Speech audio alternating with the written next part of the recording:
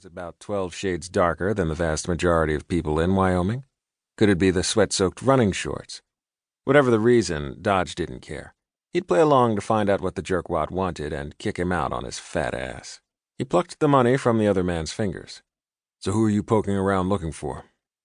If the press knew Garth Hampton had gone straight from rehab to the retreat to write his next album, the shit would hit the fan. The retreat was known for protecting the privacy of its ultra-rich guests. He couldn't let that track record get dinged, or the deal with the Brash Group to take the retreat global with locations in some of the hottest vacation spots in the world would fall through, along with his efforts to ruin his bastard of a grandfather's hotel chain. Jonathan Carey owned a lot of businesses, but it had all started with the hotels, and they were what he cared about the most. Times were tough, though, and his grandfather's hotels were barely hanging on. They were desperate for an influx of cash from the Brash Group. One they weren't going to get. Dodge couldn't wait to see the results of a year's worth of wheeling and dealing that would result in Carey Holding Unlimited's hotels going belly up. It was past time the old man paid his debt, and Dodge was determined to collect. "What business is it of yours why I'm looking around?" the paparazzi asked. Bravado didn't go far when your feet were barely touching the ground. Dodge tightened his grip, and the man sucked in a wheezy breath as he clawed ineffectually at Dodge's fingers. "Fine," he managed to get out. Dodge dropped him to his feet and waited. It didn't take long. "Harper Conner's."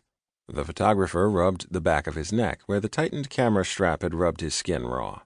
He knew the retreat's guest list like his youngest brother knew supermodels' dimensions. The name didn't ring any bells. "Who?" "Damn, I really am in the sticks. Her family has more money than Midas, and she slapped her cheating senator husband silly on national TV during one of those mea culpa press conferences about 8 months back. Ring any bells?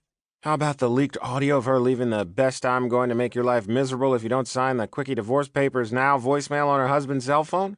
It's only played on every cable news outlet from here to Timbuktu for the past month. Come on, Chief. You can't be totally clueless."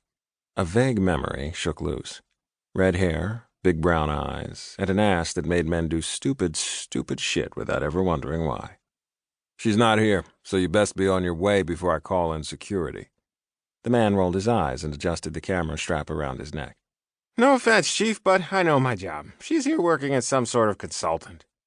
Relief loosened his shoulders. Since he did all the hiring and firing at the retreat, he'd know of any consultant on staff.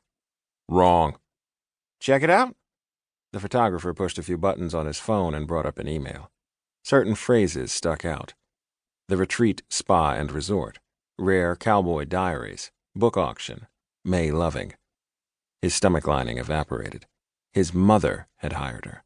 Of course she had. Why should this surprise him? Shit. "And the tabloids are willing to pay top dollar for any photos as long as it's the exclusive first get." The paparazzi leaned in and lowered his voice. "I can squeeze a few bills in it for you if you can get me closer. If someone gets it before me, all deals are off. It's only money if it's the first." What a moron. "You won't believe how close I can get you." Dodge pressed the Bluetooth button on his smartwatch with one hand and grabbed the photographer's upper arm with the other. "Security," the retreat set of security answered. "Hey, Frank, meet me on the running path east of the main lodge. I got a snooper." "On my way, boss." The smug "hey bro" grin slid off the man's face like sloppy wet eggs off a plate. "Boss?" "Dodge Loving, president of the retreat and despiser of low-life paparazzi." He tightened his grip on the man's arm and smiled. It was about 100 degrees colder than the aw-shucks grin he gave the retreat's guests, and the photographer shivered in his tight grasp. "Can't say it's good to meet you, asshole." If Harper Conner couldn't hide from the world in a library in the middle of nowhere in Wyoming and figure out how to become a new and improved version of herself, then she needed to hand in her ninja card. And she wasn't about to do that anytime soon, at least not until the ink dried on her newly signed divorce papers. So she'd work, plot, and plan in the library. Cataloging and authenticating the more than 200 books in the retreat's cowboy library could take a ton of time, but she'd only been hired for 2 weeks. It wasn't as long an escape as she wanted, but it still allowed plenty of time for the world to forget what a naive idiot she'd been. So when she went back to Washington, they'd see her as the tougher, ballsier version she'd become. Not that everyone would accept the new her, which she knew from the near-daily reminders from her mother, who never met a blatant